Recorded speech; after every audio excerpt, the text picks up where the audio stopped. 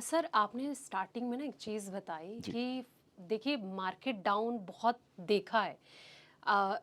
2008 या 9 की बात करें या फिर ट्रेड वॉर जब हुआ था, जी, 18-19 कोविड भी था। आपने कहा कई सारे इन्वेस्टर उस टाइम पे मेरे साथ जुड़े थे। मैं आपसे ये जानना चाहूँगी वो जो इन्वेस्टर जुड़े थे तब में और अब में कितना डिफरेंस है? ताकि जो इन्वेस्टर इस वक्त हमें देख रहे हैं जी। हमारे व्यूअर्स, उनके लिए ईज़ी हो पाएगा इसे समझना। मैडम मैंने कहा कि इन्वेस्टर्स मेरे साथ नहीं जुड़े थे, बहुत इन्वेस्टर्स ने फॉर एग्ज़ाम्पल डीमैट अकाउंट्स खोल लिए थे। नाउ कोविड में कोविड एक बहुत इम्पोर्टेंट टाइम स्पैन रहा है।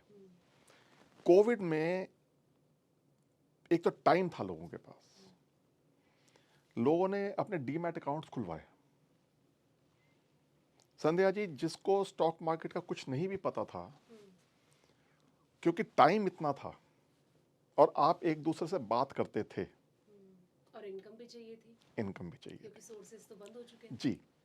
तो उस टाइम लोगों ने जब डीमैट अकाउंट्स खोले और यू नो किसी नोन फ्रेंड से जिनको आइडिया था उनसे टिप लिया और पैसा लगाया विश्वास करके, अच्छा। उनमें से कई ऐसे लोग हैं who made big money.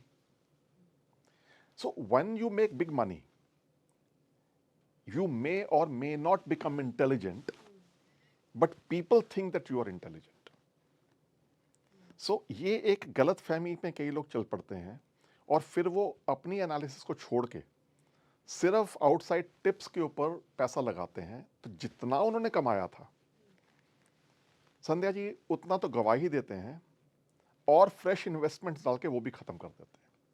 But on the whole, अब मैं तो एक चार्टर्ड अकाउंटेंट हूं, मेरी प्रैक्टिस में मेरे जो भी क्लाइंट्स होंगे, एक उसमें एक बड़ा इंपॉर्टेंट चीज हमने नोटिस करी कोविड के दौरान, that most of the individuals जिनकी इनकम टैक्स फाइलिंग्स होती थी, उनके ऑलमोस्ट सबके अकाउंट में कैपिटल गेन्स, इनकम्स और लॉसेस फ्रॉम शेयर्स आए, which means they open the demat accounts.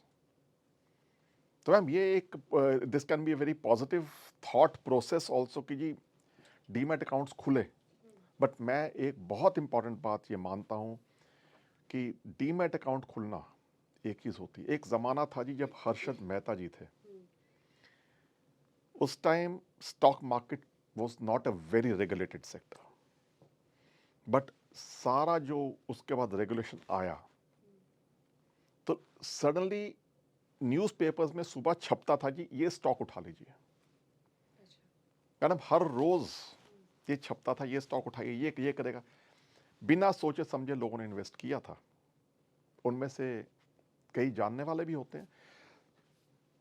कुल मिला के मैम ये बात कहता हूं मैं कि आप करिए स्टॉक मार्केट्स में इन्वेस्ट, सब कुछ करिए, बट ब्लाइंडली इन्वेस्ट मत करिए। वो कहते हैं ना, you if you are successful once people may believe, but if you are not successful the second time the first success is a fluke.